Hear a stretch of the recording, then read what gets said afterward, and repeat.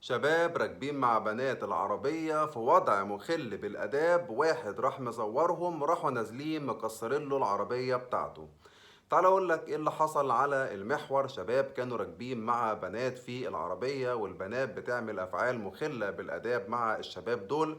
واحد معدي بعربيته راح مصورهم، راحوا دول مزنقين عليه بالعربية ونزلوا وقعدوا يشتموا فيه وكمان كسروا له العربية.